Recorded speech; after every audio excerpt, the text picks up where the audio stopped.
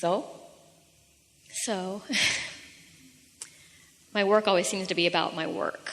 And yeah, well, it's because it's a manifestation. yeah, There's action involved in it. there's a lot of action. But there's action that you've let dominate your vibration. Yes. So Yes. you now know what to do about that. But I feel like I know you do. I feel like I recognize the people and I recognize the feeling that I want when I see it someplace else. So let's just think about that for a moment. So when you're in a situation where what you see isn't what you want to see, and you stop and say, but when I'm not here seeing it, I can see it in other places. I just can't see it here. Mm-hmm. Think about what that belief is. I just can't see it here. I can't see it here, which means it must not be here. But it is. It's under the bush and it's shining. A lot of people didn't see it either. That's been there a long time. You can't see it until you're tuned to the frequency that lets you see it. So you're letting what you see tune your frequency rather than meditation tune your frequency. There it is. It's what we've been reaching for all day. When you let what's happening be the tuner of your frequency, then you can only get more of that, what you call good and bad. It's all in your vibration, so you're getting some of all of it. But when you let meditation retune you, then you can leave some of the less productive points of attraction peter out, and some of the more productive points of attraction take a more predominant role. So these people that I get inspired by, these relationships that I get inspired by, that I don't see where I am because I don't see them, But let's just say, for the record, I don't see them not because they're not there. Well, that was my question. So they're It there. isn't that they aren't there. It's that my beliefs won't let me see them where they are. And we know that's hard to take, because when you first learn about deliberate creation and we say you get what you think about, whether you want it or not, a lot of people protest and say, wait a minute.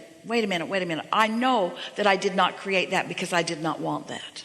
And we say, we didn't say you wanted what you created. We just said you created it. You created it because you thought about it. And it's natural that you would do that, or even still be doing that, because think about it. Think how important seeing and hearing and smelling and tasting and touching is. It's freaking reality. It's reality. Of course I'm going to look at reality. It's reality. I'd be a crazy person that'd lock me up and put me in a straitjacket if I didn't face reality. But we say, stop facing reality and do more creating of reality. Let your reality morph, because you're spending more time not facing the reality that you believe so much. Because the more you face what you believe, the more what you believe you face. It's just the way law of attraction works. So you've got to find a way to take a break from it. You say, yeah, that'd be a good idea. I'd like to never go back there again. Yeah. It's only as hard as I believe it is. Is that a true statement? Absolutely. So I've been at this place for 10 years. So tell us one of the things that you most don't want that's there. Or you can tell us one of the things that you want to be there that isn't. Something that you really want to be there that you can't see there now. I want there to be more ease. I'm exhausted. I just feel like everything is action-oriented. Everything is overwhelming. This is interesting because, almost all of you really like action a lot.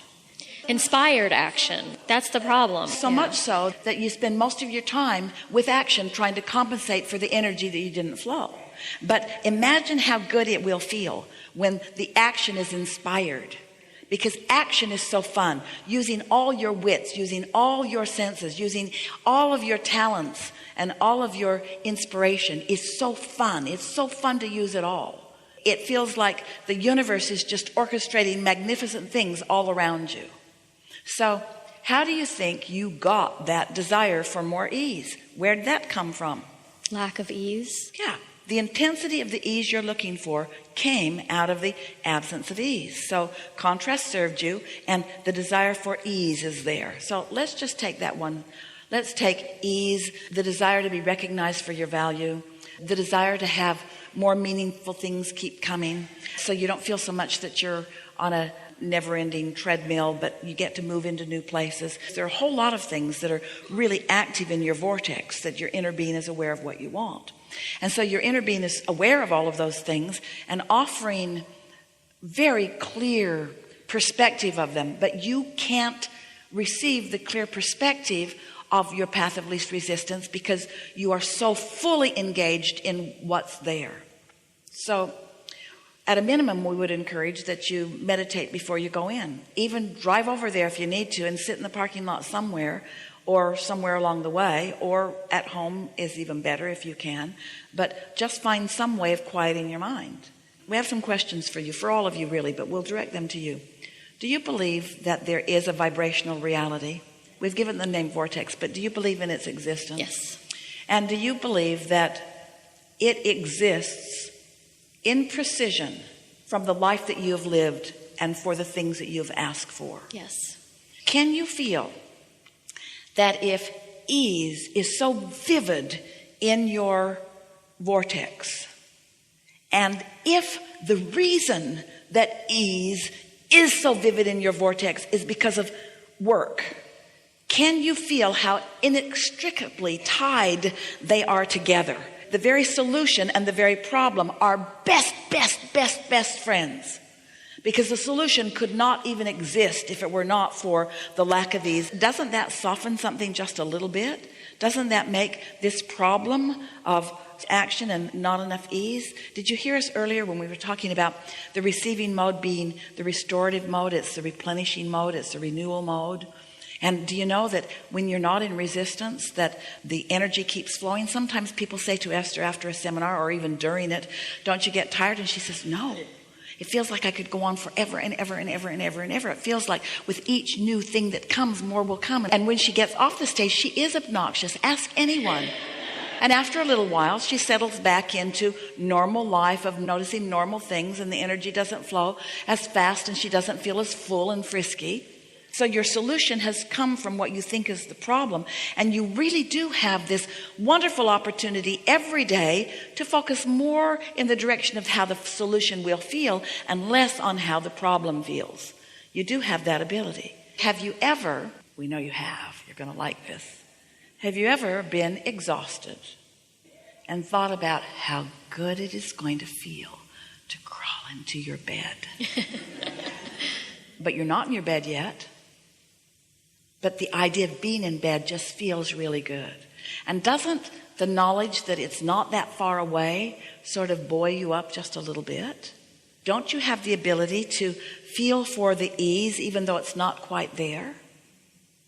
And do you know that after meditation that you'll find yourself in the receiving mode and you'll translate those vibrations into a thought about something that won't be related to your work because that's too hard. You can't receive that thought. But you'll start noticing more ease in everything in your life that doesn't have anything to do with your work. And work isn't the only thing in your life that doesn't have ease. But it is the thing that you're stuck the hardest in the not ease. So you've been hearing us say for years, just start with something easier. Oh, how clever is that? Start with something easier. What does easier mean? It already has more ease in it. Start with something easier. Start with something that already has more ease in it. But most of you, you come to a gathering like this, or you go to tackle a problem, and you'll take the thing that's bothering you the most, and that's what you want to talk about. We get why, because it matters. But because it matters so much, your vortex is full of the solutions. And the solutions could take you in so many different directions. To a whole new situation with a whole new different set of people. The place itself could evolve and different people could go. The structure of the organization could change. Technology could make it simpler. Somebody else could come in and stand alongside of you who has the ability to take some of your workload. There are so many possibilities that you keep not letting in. And you know the reason that most people don't let in the possibilities for more ease? Do you want to know? The reason that most people don't let in the possibilities of more ease is because the lack of ease is serving you in some way. I'm getting marks on the chart. I'm vigilant and valiant. I'm more worthy because I do more.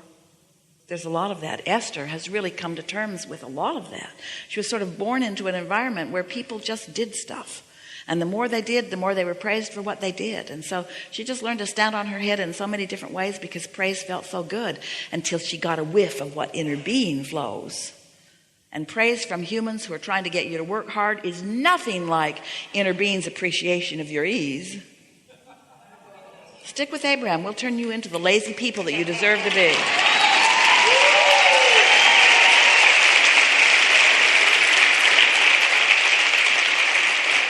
We don't mean lazy, but we do mean less active.